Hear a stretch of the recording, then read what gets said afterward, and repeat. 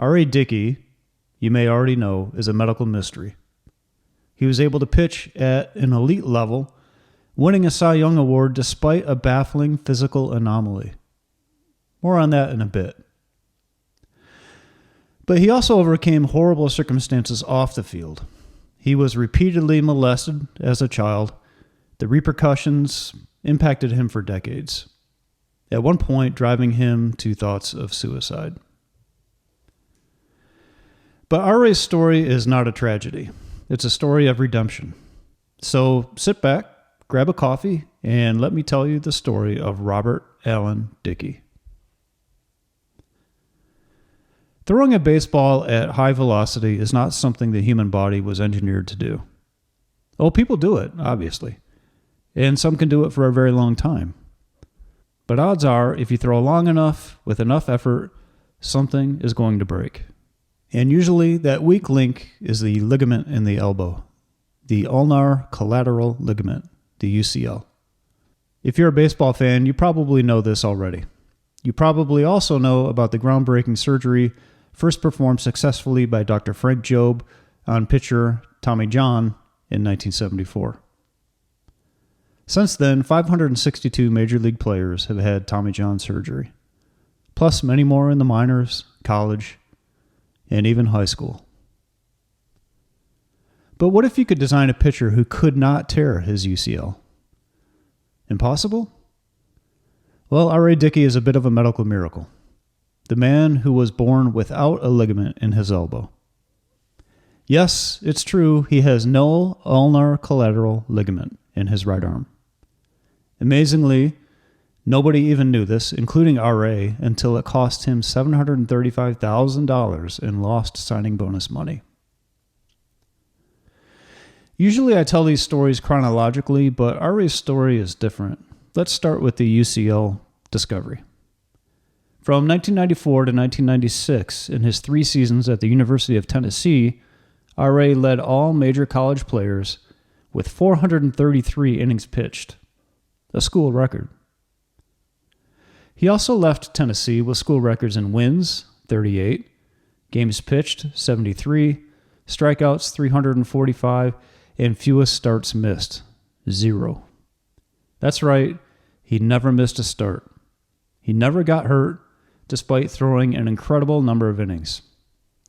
In his sophomore year, age 20, in the 1995 regional final, he beat Oklahoma State in 11 innings by throwing 182 pitches. 182. And this was 2 days after he threw 6 innings. By the way, the closer on that 95 Tennessee team, Todd Helton. No joke, Helton had a 1.66 ERA and a 0.83 whip.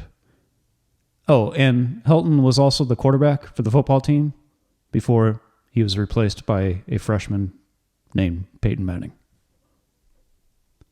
So R.A. was highly successful at Tennessee and also played for Team USA. He pitched in the 1996 Olympics in Atlanta. And it was this Team USA photo from Baseball America in 1996 that almost derailed R.A.'s career forever. If you look at the photo, that's R.A. second from the left. The Rangers drafted R.A. in the first round of the draft, but before signing him, they noticed that he was holding his arm in this magazine photo at an odd angle. The Rangers were concerned that he might have a UCL problem. They ordered medical tests, and after an MRI with Dr. James Andrews, they were all surprised to learn R.A. didn't have a problem with his UCL, because he didn't even have a UCL. Even though this hadn't proven to be an issue for R.A., the medical consensus was that he theoretically shouldn't be able to throw a baseball. He shouldn't actually be able to open a door or do any number of things without that ligament. The Rangers got scared, and they pulled their $810,000 signing bonus. In the end, R.A. ended up signing for $75,000, an unexpected $735,000 hit. It was an obstacle, and an expensive one, but R.A. had been through worse. Let's rewind back to his childhood. R.A. has the distinction of being the first athlete I'm covering who is younger than me. He was born October 29, 1974, in Nashville, Tennessee. His childhood was not one of luxury. His father worked construction and his mother was a receptionist. R.A. said that he never saw his parents hold hands or kiss. When he saw Star Wars and Luke Skywalker kiss Princess Leia, it was the first time he had seen a man and woman show affection. His memories of growing up include cars routinely breaking down and wearing his uncle's hand-me-down clothes. His parents' first set of silverware was built one fork, one spoon, and one knife at a time from years of visits to Western Sizzlin'. Eventually, his parents divorced when R.A. was about 8. R.A. recalls being surprised around that age at how thirsty his mom always was, as she drank a seemingly endless number of Miller Lights most nights. The empty cans would pile up until she fell asleep on the couch.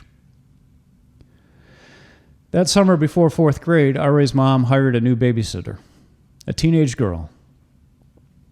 I won't go into the details that R.A. shares in his book, but over that summer he was repeatedly molested by the new babysitter. He details his fear, his panic, and his guilt as an 8-year-old being forced to do things that he knew he should not be doing. Later that same year, R.A. was playing outside with a tennis ball by himself when a high school boy walked by. R.A. tried to get away, but he couldn't. And once again, he was molested. Sexually assaulted yet again, without hope, he tells no one. For years, he tries to block out these memories, push them down so deep that hopefully he can forget. But he doesn't forget. He doesn't tell anyone until he's 31 years old. And let me stop right here and share the sexual abuse hotline. RAINN, R-A-I-N-N, the Rape, Abuse, and Incest National Network, is the nation's largest anti-sexual violence organization. RAINN created and operates the National Sexual Assault Hotline, 800-656-HOPE. If you are a victim, there are people who can and want to help you. Okay, so let's fast forward to spring training with the Rangers in 1997. R.A.'s first year in minor league baseball. It did not go so great. 8 games, .694 ERA with a 1.8 whip. Heading into his second year at Port Charlotte, R.A. was moved from starter to closer. 38 saves, 133 whip, and a 3.30 ERA in 60 innings pitched. Year 3, R.A. starts in Double-A with the Tulsa Drillers, then gets promoted to Triple-A Oklahoma Redhawks. So 3 years in, and he's only one step away from the show. He's making great progress. In 2000, R.A. stays up in Triple-A, and he's surviving, but not really thriving. 158 innings in 30 games with a 4.49 ERA and a 85 strikeout to 65 walk ratio. Not great. Even so, at the start of 2001, R.A. gets his cup of coffee. He's up long enough to pitch in 4 games, but it isn't pretty. 7 walks to 4 Ks, 9 earned runs, and 12 innings pitched. Sent back to Tulsa in early May, R.A. improved his AAA stat line from the prior year across the board. In 164 innings, he cut his walks down almost a third. Strikeouts up nearly 50%. But he never gets called back up in 2001, nor in 2002. Entering 2003, he's now 28 years old with 6 years of minor league baseball and the pittance of a salary that comes with it. By this point, he has a wife and a child, and financially, it's starting to weigh heavily. That year, under Buck Showalter, R.A. would get his first real look at the major leagues. He was up long enough to pitch in 38 games, 116 innings. His ERA plus at 99 means he was roughly an average MLB pitcher. His traditional numbers didn't really inspire much excitement with a 5.09 ERA. 2004, R.A. didn't really make any improvement. His ERA plus dropped a little bit to 90. His ERA climbed more than half a run to 5.61. and his strikeouts per 9 and his strikeout to walk ratios both got worse. At this point, he has inexplicably lost velocity on his fastball. Used to throwing 92, 93, his fastball was now sitting at 85, 86. He wasn't injured, he just didn't have any zip on the ball. The spiral continued into 2005 when RA got demoted in April. Through only 29 2/3 of an inning pitched, he walked more guys than he struck out.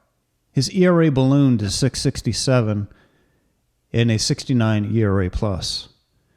He was trending in the wrong direction. It was at this point that his manager, Buck Showalter, and pitching coach, Orel Hershiser, called him in for the conversation that would change RA's life. Orel told RA that he wanted him to go back to Oklahoma City. That's AA, not AAA. He wanted him to go back and learn how to become a knuckleball pitcher. RA did not like it. There's a certain machismo about pitching and velocity. Everyone loves the guy who throws 100. It's exciting, and scouts know how to evaluate and rank it. More so now than ever, the radar gun is a huge factor in today's game. Whether justified or not, the knuckleball is not considered a serious pitch. For what it's worth, this is not my personal opinion. I love the unconventional. I did a video on knuckle for this very reason. Like Teek's delivery, almost nobody starts out pitching submarine, and almost nobody starts out as a knuckleballer. The black art of the knuckleball has a small fraternity. Names like Charlie Huff, Tim Wakefield, Phil and Joe Necro. At 30 years old, R.A. Dickey had to reinvent himself. 5 months into the season, R.A. was called up at the end of the season so the Rangers could get a look. It was not encouraging. R.A. was walking more guys than strikeouts, giving up an average of 6 to 7 runs per game. R.A. spent the winter of 2005 heading into 2006 throwing thousands and thousands of knuckleballs against a wall. Heading into spring training, he looked like he made real progress. By his own words, he went from throwing about 2 to 3 good knuckleballs out of 10 to maybe 5 or 6. He made the starting rotation for the Rangers to start the 2006 season, but R.A.'s first game in 2006 would turn out to be his last. All that work in the offseason for 3 1/3 innings, 6 home runs. He had a BABIP of .471, which is batting average on balls in play, which might make you think that he had really bad luck, but that's only because the balls put in play were hit 400 feet. 33% home run rate and a 2.029 OPS in the extremely small sample size. Truly awful. R.A. was DFA'd, designated for assignment. That basically means that they waived him and any of the 29 other teams could claim him, and nobody did.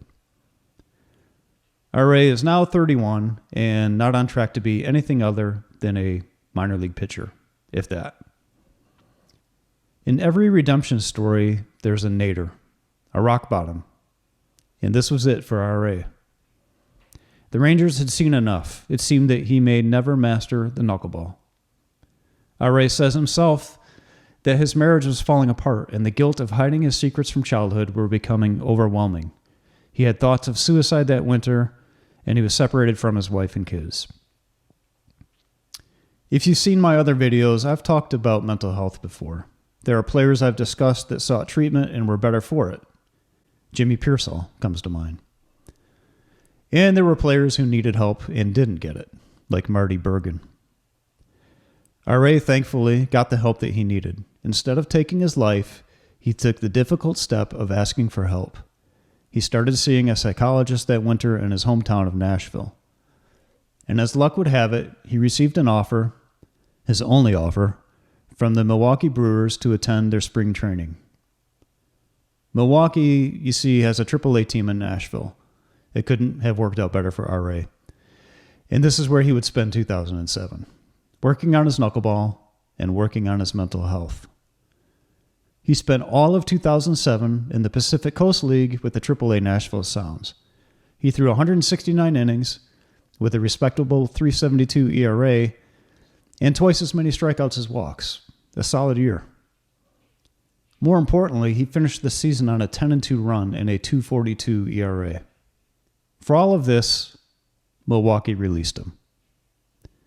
R.A. Dickey, now 33 and a free agent, could have no idea that in 5 years he would be baseball's best pitcher and win the Cy Young Award.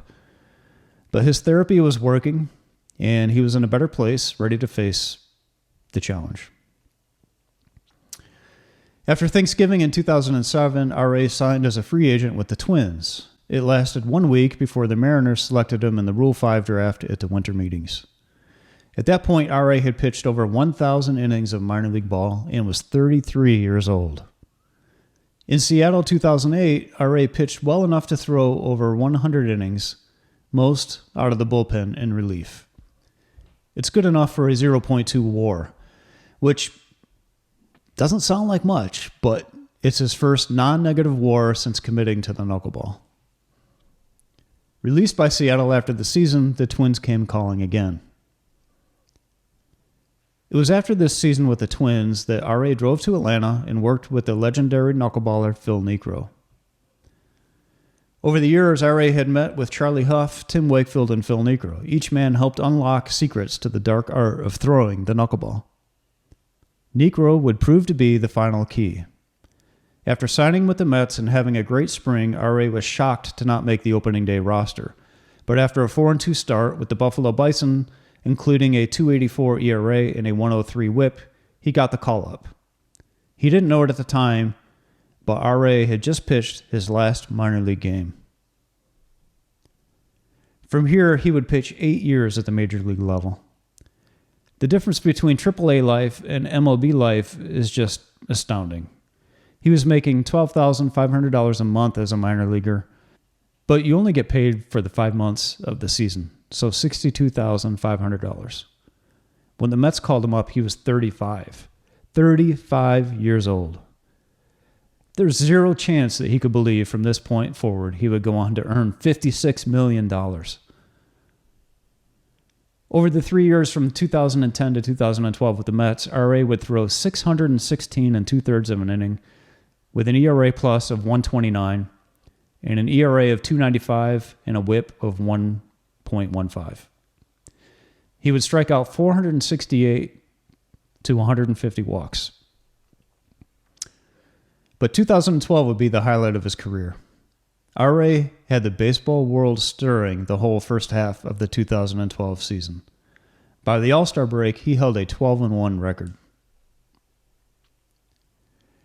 3 complete games, 10 wins in a row, and look at how dominant he was in some of these games.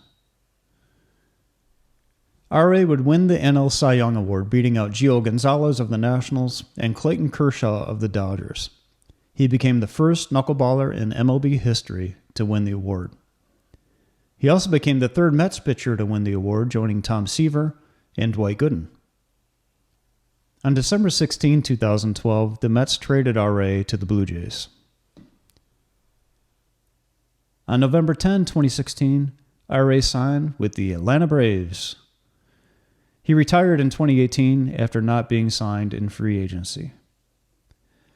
So what is R.A. Dickey doing now? Well, his son Eli is a high school sophomore, class of 2026, and has been pitching in PBR and perfect game tournaments at Lake Point near my home. He's a tall right-handed pitcher, currently throwing in the high 80s. I'm sure R.A. is involved in his son's baseball and development.